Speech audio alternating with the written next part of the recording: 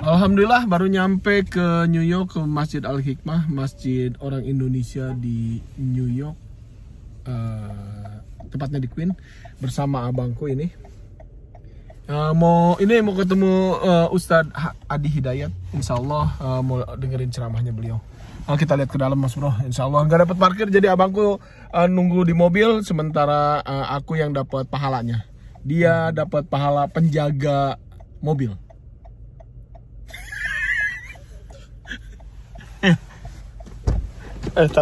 Kabur nih. Udah diusir.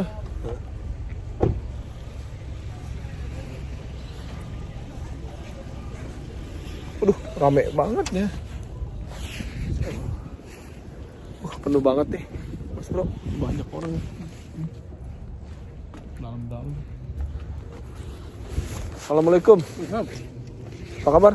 Aduh, udah pernah makan lah ini. Masuk aja susah Mas Bro. Mobilnya banyak banget Mas Bro. Parkirnya aja susah Mas Bro. Aku mau jamak sholat dulu, kemudian nanti dengerin ceramahnya Ustadz Adi Hidayat.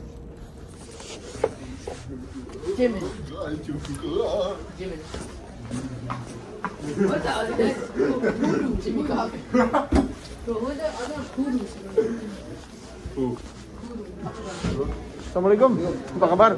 Baik. Alhamdulillah. Aduh, ramai banget.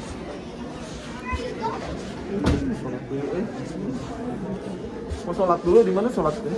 Sholat banget. Di sini ada Pak ya? Iya. Enggak, mau sembahyang dulu Pak. Iya, baru datang. Dari Connecticut.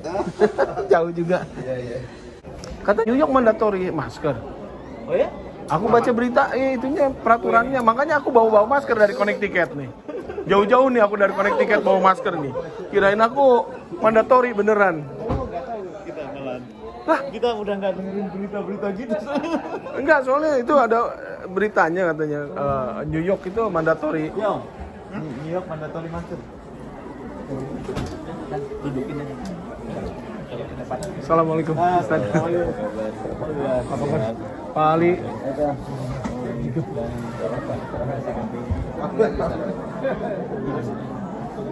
Aduh, makanan. Kita sangat berbahagia hadir di tengah-tengah kita Ustadz Adi Hidayat. Kita selalu doakan semoga beliau diberikan kesehatan dan kemampuan untuk selalu memberikan pencerahan bagi kita semua. Amin ya rabbal alamin. Imam kita Ustadz Munawir Umar. A'udzu billahi minasy syaithanir rajim. Bismillahirrahmanirrahim. Fadlan minallahi wa ni'mah. Wallahu alimun hakim. Yang kami hormati Ustaz Samjan, silakan Ustaz.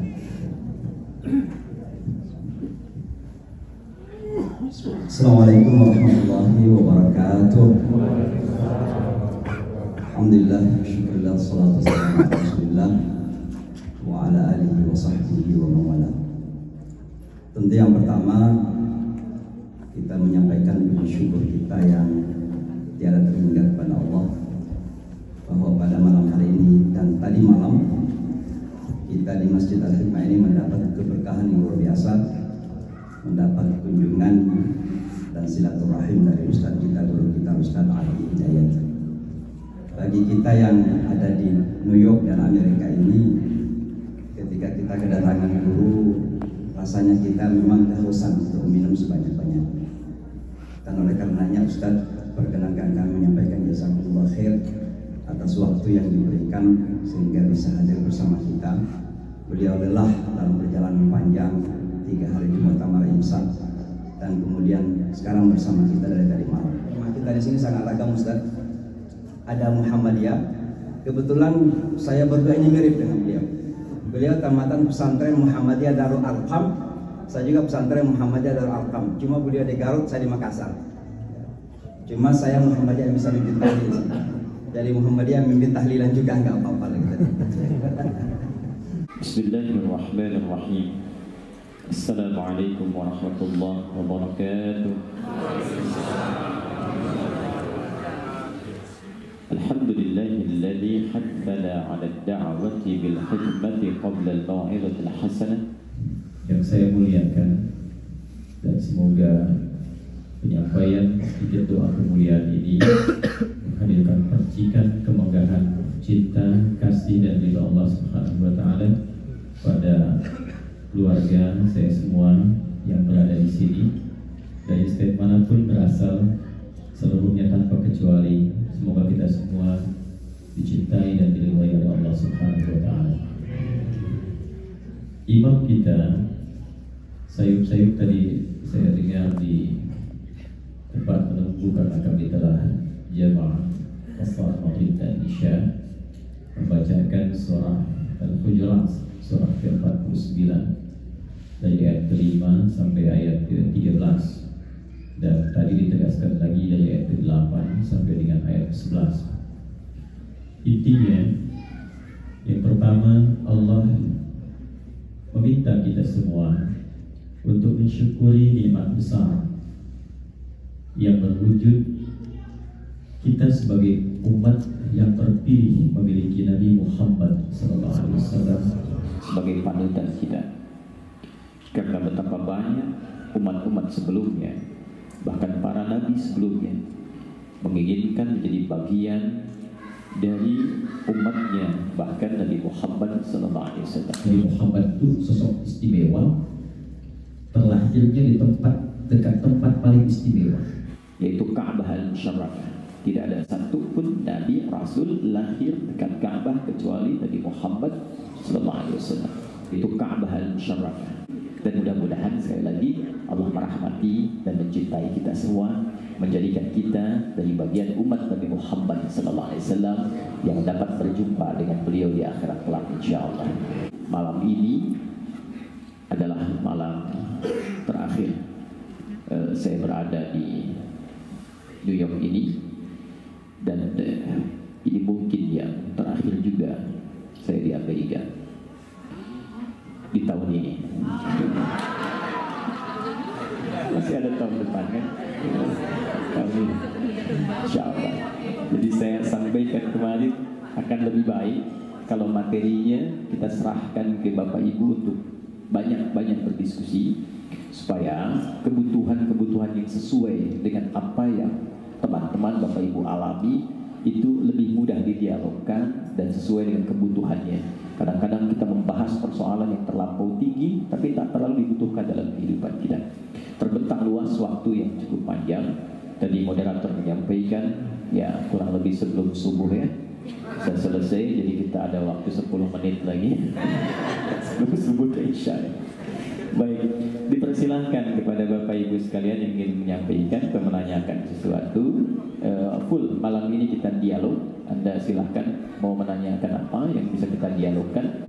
Setiap kita membaca ayat Al-Quran, keadaan kita menjadi lebih dekat dengan Allah Subhanahu wa taala. Itu yang dimaksud Quran surah ke-8 Al-Anfal di ayat yang kedua. Insan beriman yang sejati itu bila disebutkan nama Allah ada konfirmasi getaran dalam jiwanya. Dan bila dibacakan ayat-ayat Allah, bertambah keimanannya dan merasakan lebih dekat dengan Allah. Itulah ayat. Kemudian yang kedua, dimintakan mengajarkan, menerangkan, memahamkan ayat-ayat Quran tadi lewat penjelasan detil beliau yang kelak kita kenal dengan nama hadis dan menjadi kurikulum hidup bernama sunnah. Jadi bedanya kalau hadis segala yang melekat pada keterangan Nabi SAW, baik perkataan, perbuatan, sifat, sikap, perilaku beliau. Al-Quran surah kedua Al-Baqarah ayat 168 di dasarnya. A'udzubillahi minasyaitonir rajim. Ya ayyuhan nasu kulu mimma fil ardi halalan thayyiban. Hei semua manusia tanpa kecuali, silahkan beraktivitas dimanapun di bagian belahan bumi yang bisa kau jangkau. Jadi kalau ada yang bertanya kenapa sih mesti ke Amerika, nah itu dalilnya. Bilang karena Allah yang perintahkan saya menjelajah bumi yang bisa saya jangkau. Lihat bedanya, lihat bedanya. Jadi kalau kita berusaha meningkatkan keimanan, Allah yang dekatkan rezekinya, bukan kita yang sulit mencarinya. Maka dijaga nafsu kita supaya mengarahkan kepada apa yang dibutuhkan saja. Kan sampai subuh. Hadis ini di antara hadis-hadis terakhir yang disampaikan Nabi sallallahu alaihi wasallam menjelang wafatnya beliau. Kunut dalilnya ini. Begitu kita ikut di belakang orang yang kunut, kita bisa bersikap. Kalau dia kunut, kata Syekh Utsaimin itu mazhabnya Hambali, tidak kunut. Tapi kalau beliau bermakmum di belakang orang yang kunut, imam yang kunut, beliau mengaminnya pakai telapak tangan.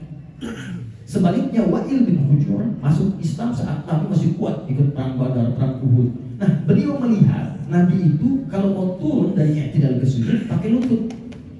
Maka Abu Hurairah selama hidupnya pakai telapak tangan karena itu yang dilihat oleh beliau. Wa'il pakai lutut karena itu yang dilihat oleh beliau.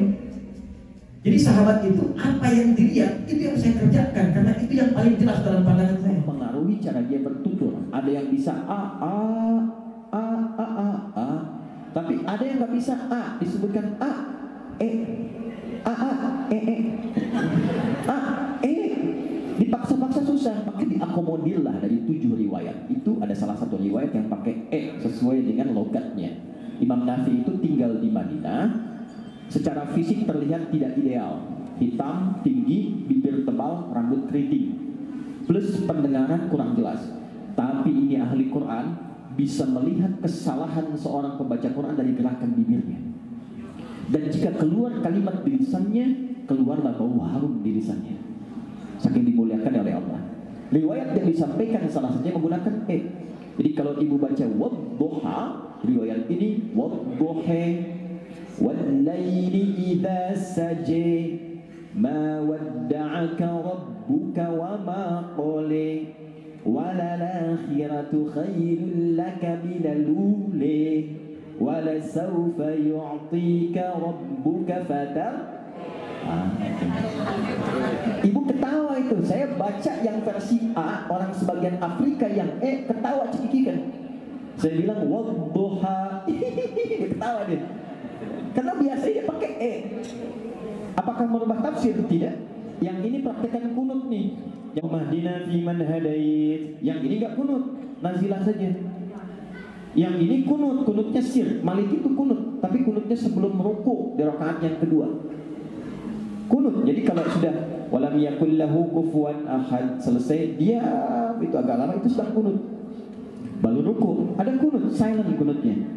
Yang gak kunut mutlak tuh di sini nih, yang di Hanafi. Yang ini nazilah. Problemnya kadang-kadang yang belajar di sini karena nggak ada kunut di sini diajarkan di masyarakat sini. Datanglah dari sini berkunjung dari Betawi ke Palembang ngajar, begitu subuh diminta imami, dia kunut. Allahumma hdina fiman hadait, belakang bid'ah. Kalau diduga ada perbedaan pendapat dan ragam pandang, jangan semua komen. Yang paham, jelaskan, mengacu pada satu ketentuan Al-Quran, apa dalil pokoknya. Kedua, hadis Nabi-Nya alaikum bisunnati, dan buka semua keragamannya. Dan ini nggak ada kaitan dengan ormas misalnya, baik Muhammadiyah ataupun NU misalnya. Karena Nabi ngajarkan Muhammadiyah, NU belum ada. Saya 2010 itu jadi petugas haji di Mekah. Isya jemaah pertama datang, yang imam Syekh Sudes. Istaqimu, Allahu Akbar, Alhamdulillahi Rabbil Alamin. Komen pertama jemaah samping saya, iki imam Muhammadiyah ya. Muhammadiyah coba Masjidil Haram, ya kan deh. Nah ini 16, kita langsung ke yang tadi. Maka setelah itulah Nabi mengajarkan kepada Al-Hasan dan Al-Husain, khususnya Al-Hasan dan Ibnu Umar radhiyallahu ta'ala anhuma. Dipanggil oleh beliau, diajarkan. Apa doanya? Allahumma hdina fiman hadait, wa afina fiman afait, wa tawallana fiman wallait, wa barik lana fima a'tait, wa qina. Redaksi hadisnya enggak pakai birahmatika, wa qina syarra ma qadait. Diajarkan setelah itu, Ibnu Umar amalkan itu. Ketika diamalkan, Nabi nggak komen, diam dan nggak melarang. Nah ini dalam bahasa usul fikih disebut takrir. Nabi menetapkan itu dibenarkan.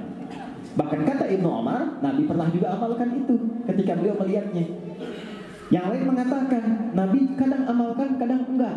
Ada yang komen kalau sholat di belakang Nabi nggak baca lagi.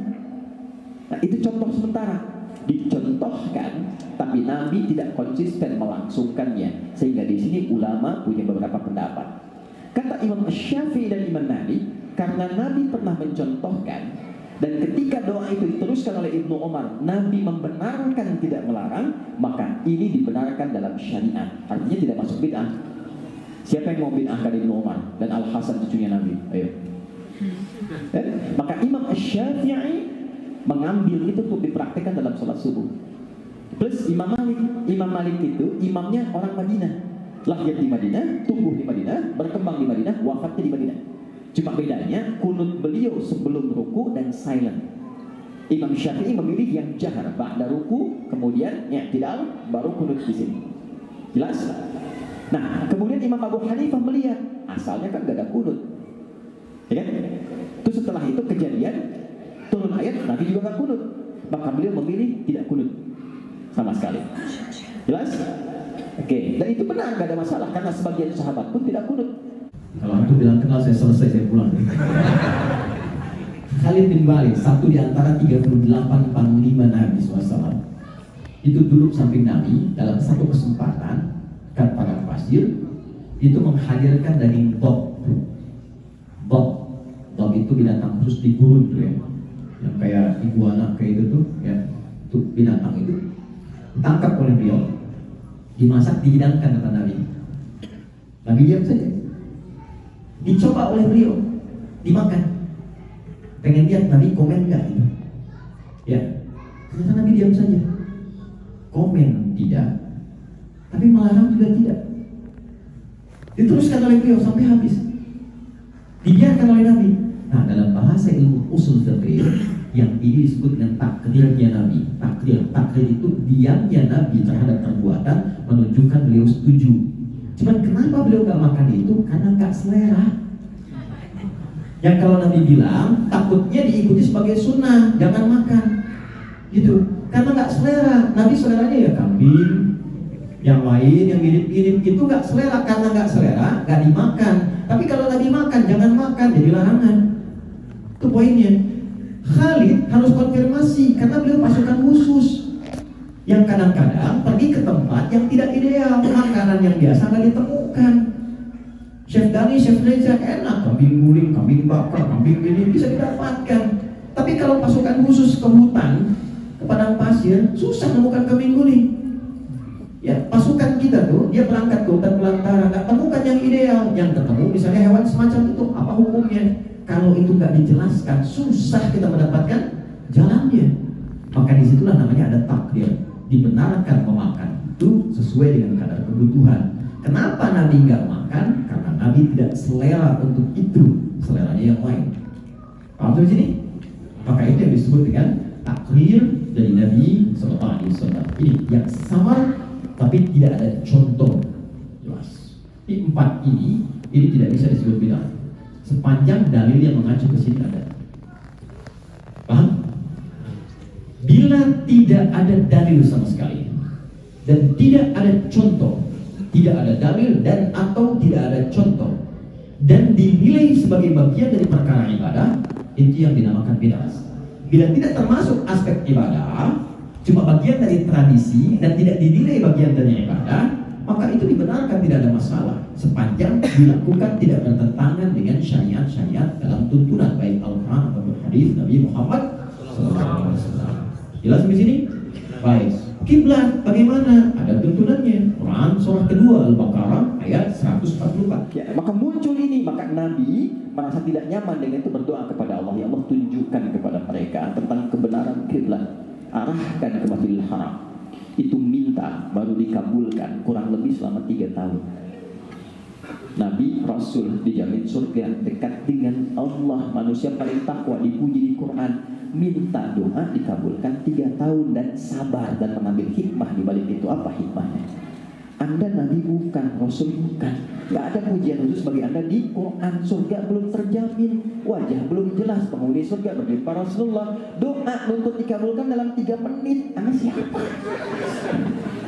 Ya Allah, jadikan kami termasuk bagian dari ahli Quran. Jadikan Quran sebagai teman kami di dunia, cahaya bagi kami di alam kubur, dan syafaat bagi kami di akhirat. Allahumma ja'alna min mutamassikina bi sunnati nabiyyika Muhammad sallallahu alaihi wasallam. Ya Allah, jadikan kami termasuk yang berpegang teguh pada pedoman sunnah Rasulullah sallallahu alaihi wasallam, dan jadikan kami istiqamah dalam itu sampai kami wafat menghadap kepadamu. Allahumma rabbana atina fid dunya hasanah wa fil akhirati hasanah wa qina adzabannar. Sallallahu ala habibika al-karim rasulika al-mustafa al-amin sayyidina Muhammadin wa ala alihi wa sahbihi ajma'in wa akhiru da'wana alhamdulillahi rabbil alamin. Assalamualaikum warahmatullahi wabarakatuh.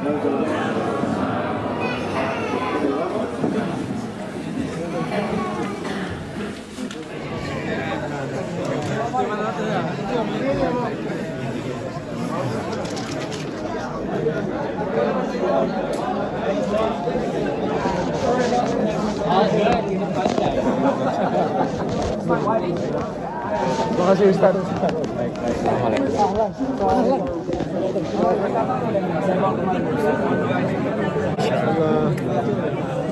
Terima kasih Mas Abdul.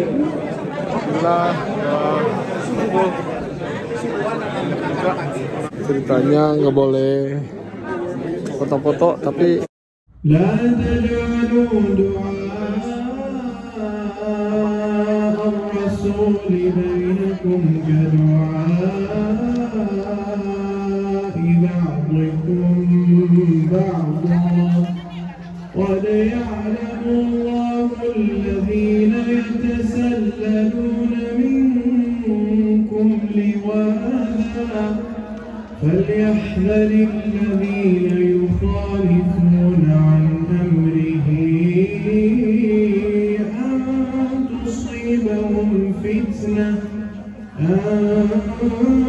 تصيبهم فتنة أو يصيبهم عذاب أليم.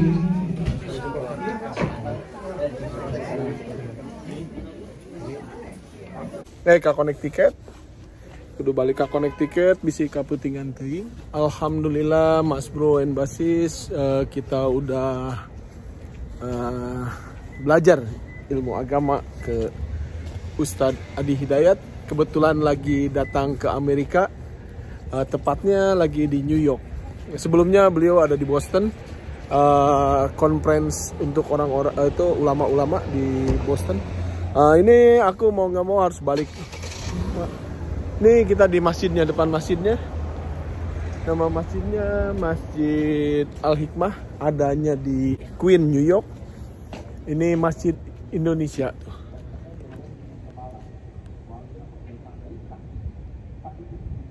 Ini asli Masjid Indonesia Mas Bro, adanya di Queen. Ini lagi musim dingin Mas Bro, lagi dingin.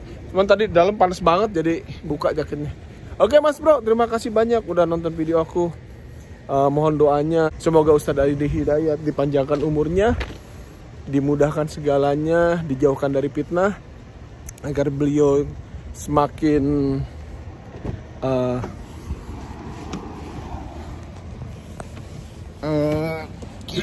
aduh, ada yang bisa diomongkan ini. Aduh, ini apa namanya? Abang nih, gimana Ustadz Adi Hidayat tadi? Wah, luar biasa. Luar biasa ya. Luar biasa. Meresap. Meresap, apalanana gelo euy. Luar biasa itu. Ini apa? Gelo euy. Jenius bener. Hadis apa-apa semuanya. Apal lebih. Dan mengena untuk kita yang di luar gini nih. Yang di luar negeri gini mengena gitu ceramahnya. Karena sesuai dengan ini, dengan apa? Keadaan di sini, bukan karena di Indonesia kan udah memang mayoritas. Kemudian masalah makanan juga, kalau memang tidak ada, kenapa enggak yang mendekati itu koser yang Yahudi lakukan. Bagus bener, luar biasa. Oh Mas Bro, abang gua aja bilang bagus, Masya Allah. Mohon doanya lah untuk Ustadz Adi Hidayat, biar beliau itu dipanjangkan umurnya, Semoga beliau diberikan kesabaran dalam berdakwah. Amin. Semoga kita nih orang-orang yang awam sama agama, terutama yang di luar negeri ini, diberikan kesempatan lagi untuk bertemu dengan beliau dan bertemu lagi dengan ulama-ulama yang lain. Makasih udah nonton video aku. Insya Allah kita ketemu lagi di video selanjutnya. Amin. Ya. Assalamualaikum warahmatullahi taala wabarakatuh. Inna lillahi ma fis samawati wal ardh qad ya'lamu